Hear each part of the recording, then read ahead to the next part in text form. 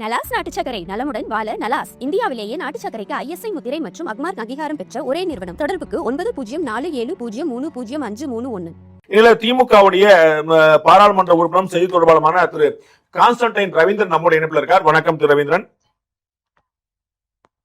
கேக்குதா? என்ன சொல்றேன்? கேக்குது சார். இன்னும் தமிழ்நாடு அரசு சென்னை உயர் நீதிமன்றத்துல நீதியரசர் இளந்திரன் முன்னாடி ஒரு தெளிவான விஷயத்தை சொல்லியிருக்கிறது. நாங்கள் அவரை சிறை வைக்க போவதில்லை, திரு உதயநிதி அவர்களை நாங்க விசாரணைக்கு பிறகு விடுவிக்க போறோம் சொல்லியிருக்கிறாங்க. இந்த மூவை நீங்க எப்படி பாக்குறீங்க? அதாவது அவர்கள் செய்தது தவறு என்று அவர்களுக்கே தெரிகிறது.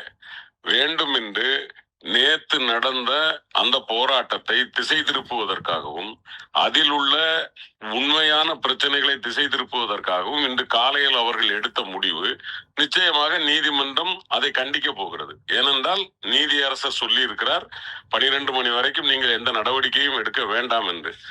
ஒரு விஷயத்தை பற்றிய 2 பார்வைகள் உண்டு, நாம் ஏற்றுக்கொள்கிறோம். நான் பேசியதில் எனக்கு ஒரு பார்வை இருக்கலாம், பாண்டே அவர்களுக்கு ஒரு பார்வை இருக்கலாம். அப்படி வருகிற போது நீதிமன்றம் தான் இதில் எது சரி என்று முடிவு செய்ய வேண்டும். அதுவரைக்கும் கூட காத்திருக்காமல் எதிர்க்கட்சி தலைவரை இவ்வளவு ஹரிபரியாக குரல் வலையை நெரிக்கிற வேகத்தோடு இந்த அரசு நடந்து கொண்டது என்பது கண்டிக்கத்தக்கது.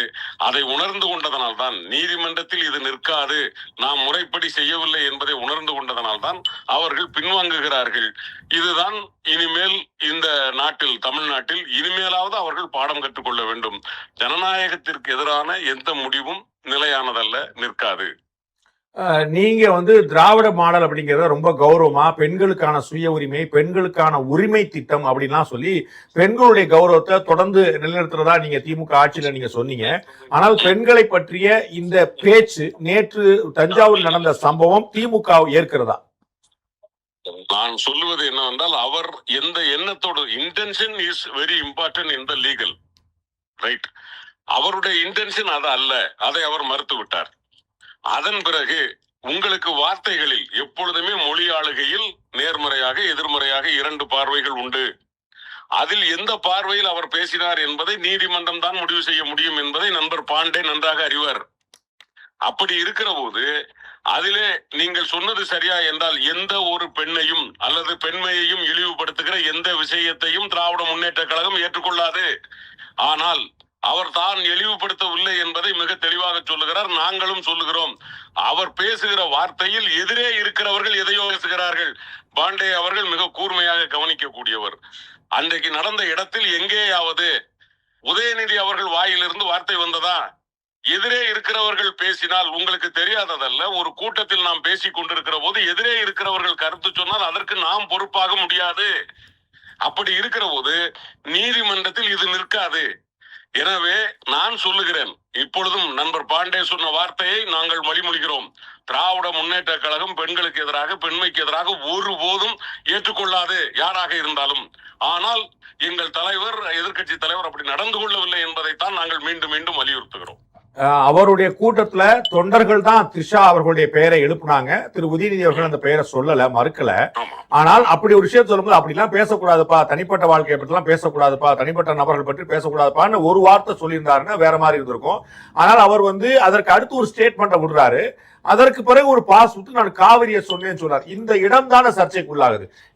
அவர் த்ரிஷா அவருடைய பெயரை சொல்லல, அது எல்லாருக்கும் தெரியும். ஆனால் அந்த இடத்துல அப்படி சொல்லக்கூடாது. ஒரு எதிர்க்கட்சி தலைவரா இருக்கக்கூடியவர், தொண்டர்களை வழிநடத்த வேண்டியவர், அப்படி சொல்லக்கூடாதுப்பா, அப்படி பேசக்கூடாதுப்பான்னு சொல்லியிருந்தாலும் அது ஒரு பெரிய கௌரவமான விஷயமா இருந்தது.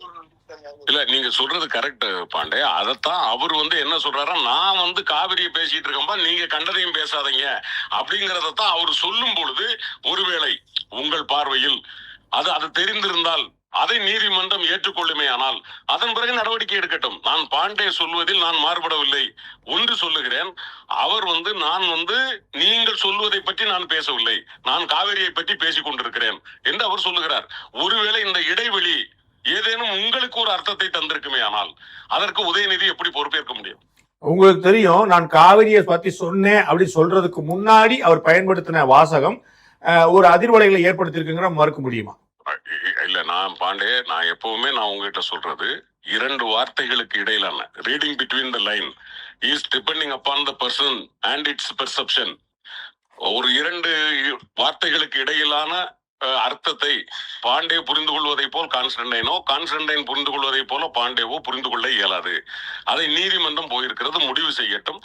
ஆனால் என்னை பொறுத்த வரைக்கும் தம்பி உதயநிதியினுடைய வார்த்தைகளில் யாரையும் கொச்சைப்படுத்தும் விதமாக அவர் பேசவில்லை என்பதைத்தான் நான் வலியுறுத்த விரும்புகிறேன். ஒரு பேச்சுக்கு நான் தெரிஞ்சுக்கிறதுக்காக கேட்கிறேன். உங்களுக்கு பழுத்த அனுபவம் இருக்கிறது, இது ஒவ்வொருத்தரும் புரிந்து கொள்ளக்கூடியதை பொறுத்தது அப்படின்னு சொல்லி நீங்க சொல்றீங்க.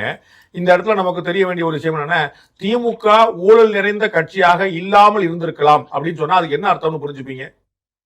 இல்ல, அது ஊழல் இல்லாத கட்சியாக இருந்திருக்கலாம் என்பதை யார் சொல்லுகிறார் என்பதை பொறுத்தது.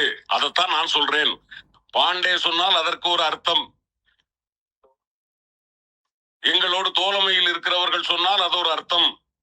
அப்போ depending upon the person and the perception, அதைத்தான் நான் சொல்றேன். எந்த இடத்தில் யார் பயன்படுத்துகிறார் என்பதை பொறுத்து தான் அதன் அர்த்தம். the meaning of the sentence. டிஃபமேஷனா இல்லையா, டெரகேட்டரியா இல்லையா, பெண்களை மாடஸ்டி எளிப்படுத்துறதா இல்லையாங்கிறது அவரவர் பார்வை தான், பேசுறவங்க இல்ல. அவரவர் பார்வை இல்ல, இரண்டு மாறுபட்ட பார்வைகள் இருக்கிற போது அதை தெளிவுபடுத்துவதற்கு தான் நீதிமன்றம் இருக்கிறது. நீதிமன்றம் தீர்ப்பு சொல்லட்டும், நாம் ஏற்றுக்கொள்வோம்.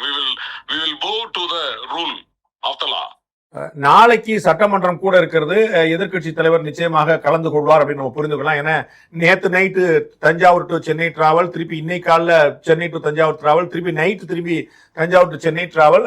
ஒரு நாளைக்கு சட்டமன்றத்தில் கலந்து கொள்வார் நம்ம எதிர்பார்க்கலாம். நாளைக்கான சட்டமன்றத்தில் டிஎம்கே உடைய ஸ்ட்ராட்டஜி என்ன? மக்களுக்கானதாக தானே இருக்க முடியும். எங்களுடைய பார்வை எப்பொழுதும் தனிப்பட்ட முறையில் அல்லது எங்களுக்கானதாக இருக்காது. நேற்று கூட தஞ்சாவூரில் பொதுமக்களுக்கான பிரச்சனை தானே, அது எங்கள் பிரச்சனை இல்லையே. எனவே நாளைக்கு சட்டமன்றத்திலும் பொதுமக்களுக்கான, தமிழ்நாட்டு மக்களுக்கான உரிமைக்காக, உணர்வுகளுக்காகத்தான் குரல் கொடுப்போம். அதில் எந்த மாற்றமும் இல்லை. அவர் கலந்து கொள்ளவும் செய்வார், அதில் எந்த மறுத்தும் இல்லை, மாற்று கருத்தும் இல்லை. ரொம்ப நன்றி திரு கான்ஸ்டன்டைன். நன்றி. திரு கான்ஸ்டன்டைன் ரவீந்திரன், திமுகவுடைய பாராளுமன்ற உறுப்பினர் அண்ட் செய்தி தொடர்பாளர். அவர் தன்னுடைய கருத்தை சொன்னார். பேச்சு யார் பேசியது என்பதும், யார் அதை புரிந்து கொள்கிறார் என்பதும், எப்படி அவர்கள் புரிந்து கொள்கிறார்கள் என்பதையும் பொறுத்ததுதானே தவிர இது சரியா தப்பான்னு உத்தரவாதமா சொல்ல முடியாது. சரியா தப்பான்னு ரெண்டு ஒப்பீனியன் இருந்தா நீதிமன்றம் முடிவெடுக்க விட்டும். நாங்க செக்யூர் பண்றோம், அரெஸ்ட் காட்டிட்டோம், ரிமாண்ட் பண்ணல அப்படின்னு இவர்கள் எடுத்த முடிவு பயந்து பின்வாங்கிட்டாங்க, தாங்கள் தவறு செய்ததை ஒப்புக்கொண்டு விட்டார் அப்படின்னு திரு கான்ஸ்டன்டைன் ரவீந்திரன் கருதுகிறார்.